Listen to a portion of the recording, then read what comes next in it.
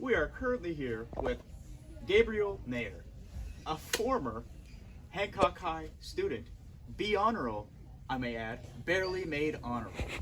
He is a first-year tech student, and he took government class. So let's see if he remembers what gerrymandering was. What? Huh? Gerrymandering. Who's that? Is that like border manipulation? Since you barely knew what that was, I'm assuming you don't know how it started?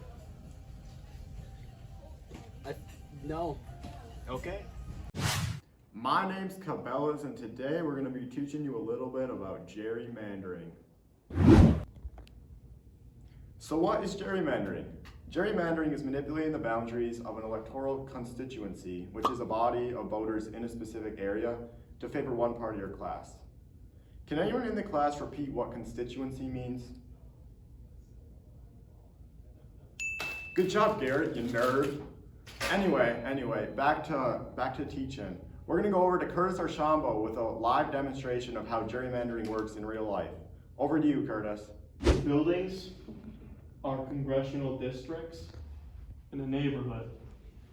See, blue has less, but they can win based on how they organize these districts. Now this little area is blue. And if they group these ones together, they got 2 blue, 1 red.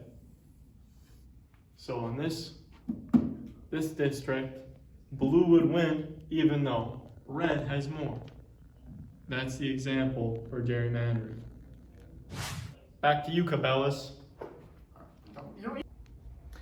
Thanks for that, Curtis. This really goes to show that majority always rules when it comes to American democracy, every time. Anyway, now that you guys know a little bit about what is gerrymandering and how it's used, we're gonna go over how it started or how it came to be in the first place. So the term gerrymandering first popped up in the Boston Gazette on March 26th of 1812. Back then the term was gerrymander and not gerrymandering as we know today. The reason that it was gerrymandering, or why it even came to be in the first place, was because of politician Elbridge Gerry, whose party had used shady techniques to redraw the lines of the state Senate map, which led to his party keeping control of the Senate, which was a big win for him. Now, the drawing looked a bit like a salamander, and with his last name, or his first name being Gerry, that's what led to gerrymander. So that's where the term comes from. Gerry himself has said that gerrymandering isn't a very agreeable, or it's a disagreeable thing, which really goes to show how American-like it really is. Gerrymandering has also existed before gerrymandering was actually a thing, like back in old time England or whatever, but it was never as prominent as it is today, and it wasn't known as gerrymandering like today as well. We're here with Curtis, the gerrymandering whiz. He's just great at gerrymandering. Look at this. Look at the form, the technique. Wow, brilliant. You're under arrest. Let me see your hands. What'd I do? You're under arrest for illegal gerrymandering. But what's illegal about it? It's illegal to gerrymander for the purpose of restricting the impact of a certain race. I can't go back to jail. We got a runner, I think we got a runner.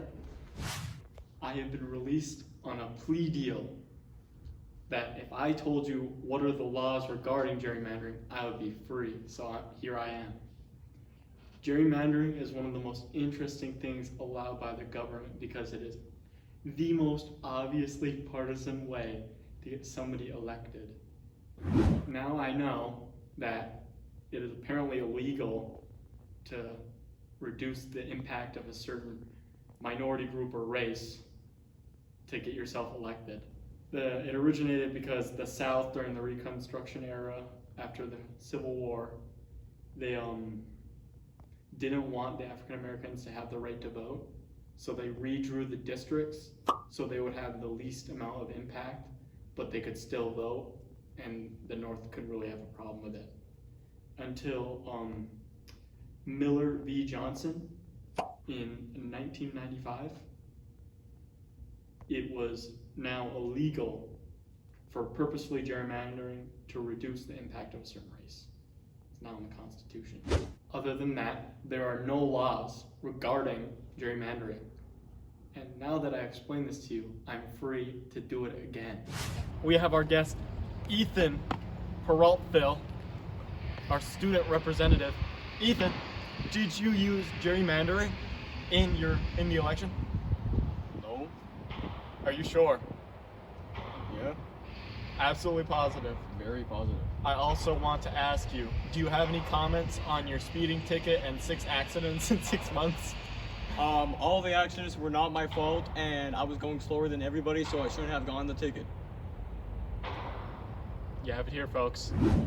As you can see, Ethan Peraltville does not use gerrymandering. However, politicians do use gerrymandering to rig elections by packing and cracking districts to get the best possible result.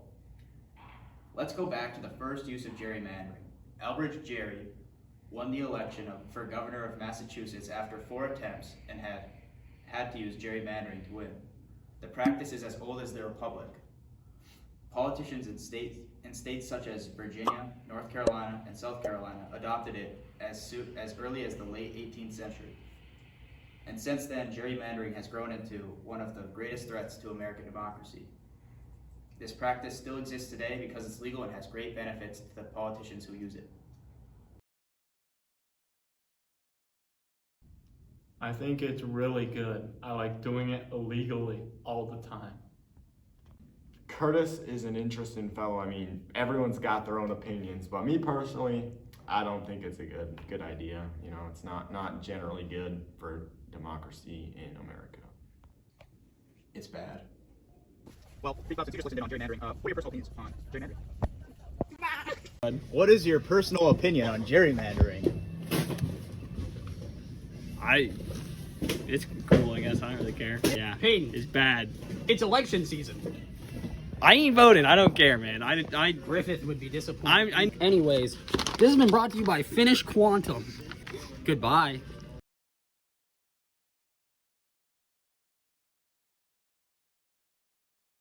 Goodbye.